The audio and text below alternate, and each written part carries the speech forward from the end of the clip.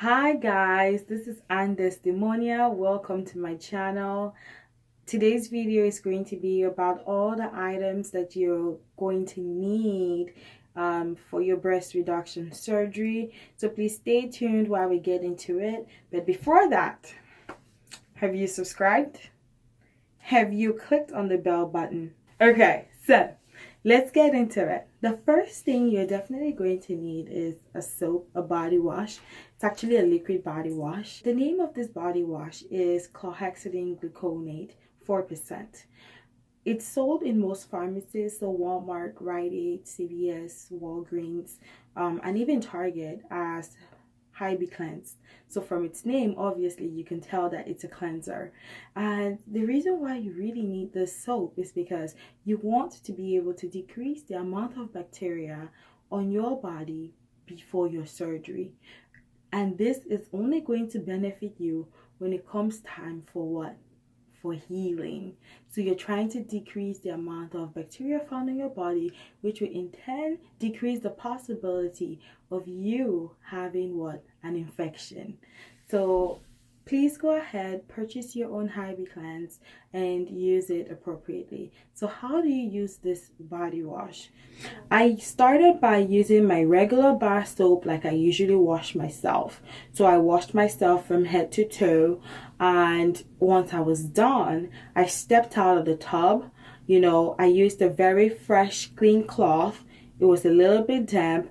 I poured this soap onto it and I wiped my entire body except, above my neckline. So my face didn't receive it and my private parts didn't receive it.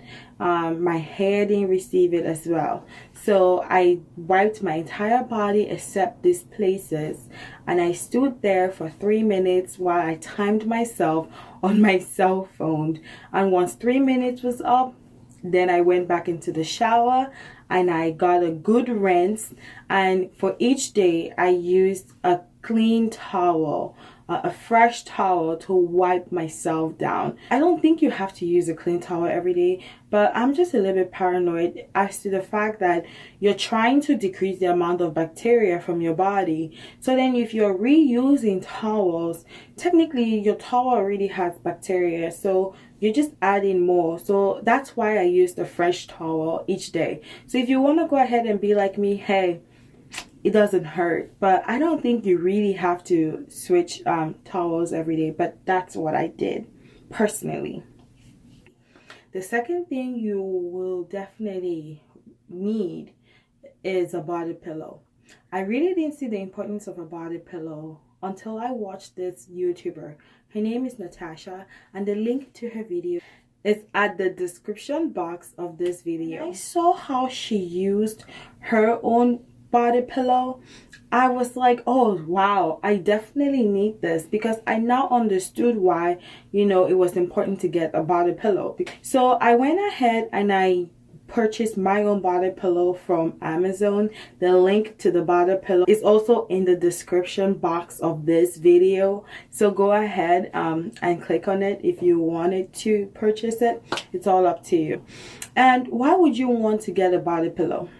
Well, after surgery, once everything is done and you're home, you won't be able to sleep on your chest because that's just so much pressure for this area. So it's always recommended for you to sleep on your back. And in order for you to sleep on your back, you're going to need a lot of support for your neck, and you're going to need support to stay in position. And so that's where that body pillow comes in handy, especially when you're heavily sedated the very first day. Because when you're sleeping, do you really care how you sleep? I don't think anybody does. Like, you just sleep. So that body pillow on that first day is really going to put you in position for you not to move around. And I believe that when you move around, you'll be well aware, because once you move around, you're going to be hugging it. And so you definitely realize like, hey, I'm not supposed to be in this position. But even if you hug it, it's going to be less pressure as compared to you not having a body pillow at all. And so that's going to be so much pressure for, you know, your ladies. And it's really not recommended. So please go ahead and buy a body pillow. I absolutely recommend it. The next thing you definitely need are bras. I went ahead and I purchased 7 bras from Lane Bryant. The link to the bras that I got are also going to be in the description box. So please feel free to check that out as well. If it's something you want to get, go ahead. It is 100% cotton. It is very breathable. It is, you know, it is actually recommended for people with double mastectomy. So if it's recommended for them, what more of you? It doesn't matter where you get your bras from, so long as your bras do not have an underwire. So you can get them from Kmart, Walmart. In fact, go to the most expensive places, Macy's, Nordstrom. It doesn't matter. So get your bras. They just shouldn't have the underwire, because depending on the kind of cut you got during your breast reduction surgery, you don't want that underwire to be touching your scar or your wound. Again, you're trying to stay away from infections, and again, you're trying to improve your healing period. So you're just going to be making things worse by you using a bra that has an underwire. So that's the most important. Secondly, you also want a bra that is easy for you to use. So you want the bra to be able to zip from the front. You want to be able to put in your hands from the corners. You don't want something where you have to raise your hands up in the air to put it down through your head. That's just too strenuous for you. I'm not even kidding. That is just too strenuous, because you don't even have the strength to lift up your arms. So go ahead, get a bra that you can, you know, easily fit in your hands through it, and you can zip up. And as well, you don't want something with an underwire, and that's all that matters. You also want to have enough of these bras, so 1 or 2 will not cut it. I got 7 personally, so if you want to get more than 7, feel free. I just thought 1 bra a day would be good enough, and then I just wash and I keep recycling until when I'm ready to wear an actual bra. The next thing you're also going to need is some Neosporin. Yes, some Neosporin. So I went ahead and I got 5 packs of those. You can get them anywhere, from any pharmacy, any store. And I got this Neosporin now, but I'm not going to be able to use it until I believe about 2 weeks to a month after my surgery, to, you know, reduce the amount of scarring. So the Neosporin is really going to come in handy. Yes, I love the fact that they're going to be, you know, my boobs are going to be gone, but it doesn't mean I have to carry the scars for the rest of my life. So I want to carry as minimum as possible. So that Neosporin is gonna go right onto the scar area and really help to decrease the scar on my body. And this kind of scars, they really heal when the area is moist. And so I'm just going to be slamming that baby onto my chest, just so, you know, the area is moist, in order for me to decrease my scars and keloiding. I'm also going to be adding some oils onto the Neosporin, and I bought a couple of oils actually. You don't have to follow the oils that I got. If you have your own personal oils you want to use, go right ahead. But I got some vitamin E, and I also got some frankincense. And how am I going to be using this frankincense? I'm actually going to be using it on its own. It's this little. I got it for about $100, and the link to the website is also in the description box. And I'm going to be applying 5 drops onto my hand, and I'm going to be applying them to the areas of my scars on each side. So 5 drops on my right, 5 drops on my left. And that's how I'm going to be using it at night, so that, you know, it does its magic while I'm sleeping, and in the morning I'm good to go. So as for the other oils, I'm going to blend them all together. I got some vitamin E.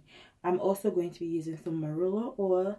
I'm going to be using some coconut oil, but unrefined and cold pressed. so not any kind of coconut oil. I'm also going to be using some lavender oil, and I also purchased some rosehip oil. The rosehip oil is really good for, you know, skin turnover. So since you already have scars on here, you really want to build new skin or new skin cells, and so that oil is really going to help with the turnover as quickly, and that's going to decrease the amount of dark spots that you get. And so I'm really looking forward to blending all those oils and for me to start using all of them and seeing how they actually work for my skin. But for the other oils that I'm going to blend together, I'm going to also have like a little carry-on that during my day, wherever I am, and I feel like, you know, it's just too dry for my boobs, I'm gonna walk into the bathroom and I'm gonna slam those oils onto my boobs wherever I am. I can personally vouch for these oils, but if you have other oils that do the same things that mine are doing, go right ahead and use them. At the end of the day, you want oils that will do what? Increase skin turnover, decrease your stretch marks if you have stretch marks, decrease the amount of scarring, and improve healing. So that's all that matters. The oils that I use, you don't have to use them, because what works for me may not work for you, and what works for you may not work for me. But I'm going to be doing a before and after video when I start using those oils, as well as the Neosporin, so that, you know, when I do a comparison video for 1 month and 6 months after using the oils, and if there's any difference, hey, please feel free to get yours and use them as well. But I love oils. I use oils personally. My own body lotion is olive oil, so I'm really looking forward to using these oils and seeing and playing around with them and seeing how they work for my own body. Oh, one last thing I forgot to include in my previous video about what kinds of questions to ask your doctor was for you guys to ask your doctor if you're going to be getting a surgical bra. So if you're going to be getting a surgical bra, good for you. If you're not going to be getting a surgical bra, please go ahead and purchase your own surgical bra. They are really inexpensive. They are found everywhere. So they're really inexpensive. Go ahead, get yourself a surgical bra. Ask your doctor as well, are you going to be getting some gauze and tape to change your dressings while you go home? If you are, great. If you're not, that's also another additional expense where you have to purchase all of these. I got my own, so I'm getting a surgical bra on the day of my surgery, and they're also going to give me, you know, a couple of them to take home with me. I'm also going to be given some gauze and some tape to change my dressings while at home, and so that's good. That, you know, that was exciting for me. But if you're not going to be getting all of these, go right ahead and buy all these for your own selves. They're really inexpensive, and they're just going to help you fast track with the healing process and reduce your scarring. So you really want to get them. If you're going to spend $10,000 on surgery, please, the last thing you want to do is make yourself uncomfortable during the process. Go ahead, pamper yourself, splurge on yourself. Make this a happy moment that you will remember and not regret. So get everything that you believe that you need. If there's any other thing I did not include in this list, go right ahead and get it for yourself. If you think you need it, you definitely need it. So go ahead, get it for yourself. Enjoy the process, and you know, be happy. The last thing you want is for you to be sad and going through pains and crying. It's not funny at all. Well, thank you very much for watching my video. I hope this video was educational and inspiring as well. Please give this video a thumbs up. Thank you again, and I'll talk to you soon.